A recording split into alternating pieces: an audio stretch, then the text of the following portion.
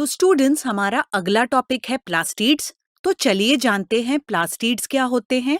तो स्टूडेंट्स, जैसा कि आप जानते हैं, प्लास्टिड्स जो है वो सिर्फ प्लांट सेल में प्रेजेंट होता है और हमें यूग्लिनॉइड्स में भी देखने को मिलता है, जैसा कि अभी आप अपने स्क्रीन पे देख पा रहे हैं।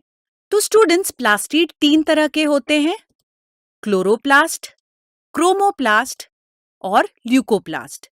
और इनके स्ट्रक्चर्स अभी आप अपने स्क्रीन पर देख सकते हैं। तो चलिए जान लेते हैं प्लास्टिड्स के फीचर्स के बारे में। तो प्लास्टिड्स में जो आउटर लेयर है इसे हम आउटर मेम्ब्रेन कहते हैं और इनर लेयर जो है इसे हम इनर मेम्ब्रेन कहते हैं। तो अगर हम एक प्लास्टिड को माइक्रोस्कोप के अंदर देखें तो ये बहुत इजीली देख पाएंगे और इनमें बहुत सारे पिगमेंट्स प्रेजेंट होते हैं और ये डबल मेम्ब्रेन स्ट्रक्चर है। जैसे कि मैंने आपको कहा, आउटर एंड इनर मेम्ब्रेन मिला के डबल मेम्ब्रेन स्ट्रक्चर का फॉर्मेशन कर रहे हैं और ये सेमी ऑटोनोमस ऑर्गेनल है। तो अभी इसे हम सेमी ऑटोनोमस ऑर्गेनल क्यों कहते हैं? तो इसकी वजह है कि इनके पास double stranded DNA molecule present होता है और साथ ही राइबोसोम्स प्रेजेंट होते हैं और इसीलिए हम इसे सेमी ऑटोनोमस ऑर्गेनल कहते हैं। तो चलिए देख लेते हैं cross section of a chloroplast. तो अगर हम एक क्लोरोप्लास्ट के क्रॉस सेक्शन को देखें तो इनमें कौन कौन सा पार्ट प्रेजेंट होता है, चलिए जान लेते हैं। तो अगर हम इसके विड्थ की बात करें तो ये 2 से 4 माइक्रोमीटर का होता है और अगर इसके लेंथ की बात करें तो ये 5 to 10 माइक्रोमीटर का होता है। इसके आउटर लेयर को आउटर मेम्ब्रेन कहते हैं और इनर लेयर को इनर मेम्ब्रेन, तभी हम इसे डबल मेम्ब्रेन स्ट्रक्चर कहते हैं। और इनका जो एम्प्टी स्पेस आपको दिख रहा है इसे हम स्ट्रोमा भी कहते हैं, जहां पे हम डार्क रिएक्शन देख पाएंगे। इसके अलावा आपको कुछ कॉइन लाइक स्ट्रक्चर दिख रहा है, इसे हम थाइलाकॉइड कहेंगे। और जब ये पूरा कॉइन ऑफ स्ट्रक्चर अच्छी तरह से अरेंज्ड हो और इस पूरे स्ट्रक्चर को हम ग्रैनम कहते हैं और 2 ग्रैनम को जोड़ने का काम करती है लैमेला। तो अगर हम स्ट्रोमा की बात करें तो स्ट्रोमा में आपको बहुत सारे डबल स्ट्रैंडेड डीएनए मॉलिक्यूल देखने को मिलेंगे।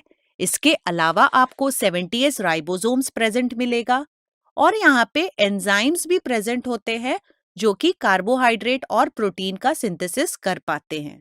अगर हम एक थाइलाकॉइड मेम्ब्रेन की बात करें तो यहाँ पे बहुत सारे फोटोसिंथेटिक पिगमेंट्स प्रेजेंट होते हैं, जैसे कि आप इस इमेज में देख पा रहे हैं, ग्रीन कलर से रिप्रेजेंट हो रहा है और यही फोटोसिंथेटिक पिगमेंट फोटोसिंथेसिस करने का काम कर रही है और ये हमेशा क्लस्टर यानी कि ग्रुप में प्रेजेंट होते हैं।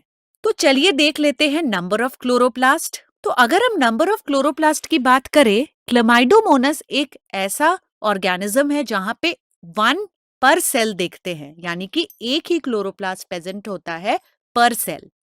अगर हम एल्गे की बात करें 20 to 40 होते हैं क्लोरोप्लास्ट पर सेल।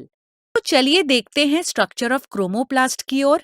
तो ये कुछ ऐसा दिखता है और इनमें बहुत सारे fat soluble carotenoid pigment present होते हैं, जिसे हम केरोटीन कहते हैं, जो कि ऑरेंज कलर का पिगमेंट है और साथ में ज़ैंथोफिल भी प्रेजेंट होता है जो कि एक येलो कलर का पिगमेंट होता है।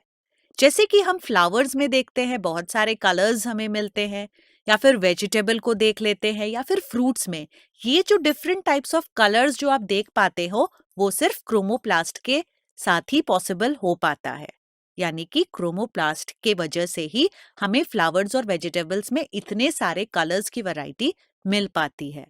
तो हम ये कह सकते हैं कि coloured plastid typically contains yellow और ऑरेंज पिगमेंट, यानी क्रोमोप्लास्ट में येलो और ऑरेंज पिगमेंट प्रेजेंट होता है। तो स्टूडेंट्स, अब हम ल्यूकोप्लास्ट के बारे में जान लेते हैं। तो स्टूडेंट्स, अगर हम ल्यूकोप्लास्ट की बात करें तो ये कलरलेस प्लास्टिड होते हैं और ये सिर्फ प्लांट सेल में ही पाए जाएंगे, यानी ये सिर्फ प्लांट्स में प्रेजेंट होते हैं।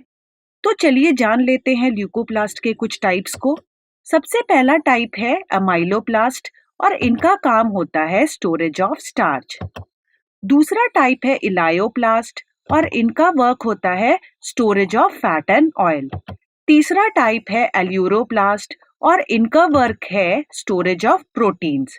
तो ल्यूकोप्लास्ट को हम ये कह सकते हैं कि जो इनका जो मेजर फंक्शन है वो होता है storage in the form of starch, fat and oil and protein.